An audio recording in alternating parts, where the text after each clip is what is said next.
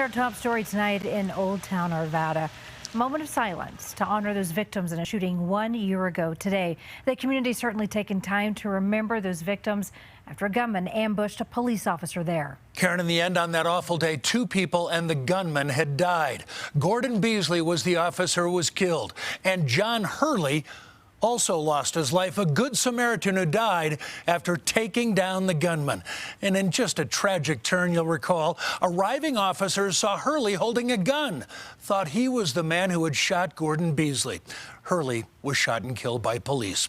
Our Rick Salinger now showing us how his heroic actions are very much remembered 1 year later.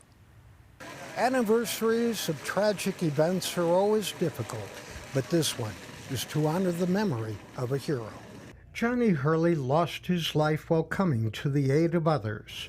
Now with hugs and tears, his family and friends came to mark the day. And he trained for this day.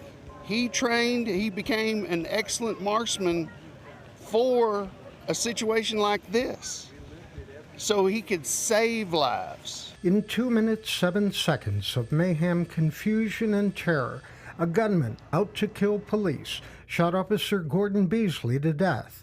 Hearing gunfire, Hurley then emerged from a military surplus store and killed the gunman. Bruce Arendt had practiced shooting with Hurley. At 43 feet away at a moving target, his marksmanship skills were well honed and came into play that day to save an untold number of lives. Arvada officer Gordon Beesley was also remembered on this day. He'd been a school resource officer for Bryn Vaughn, whose call for help had brought Beesley to the square. I miss him, and knowing a bunch of people who did know him, it's just, I feel bad, even guilty. So, and I'm praying for him and his family.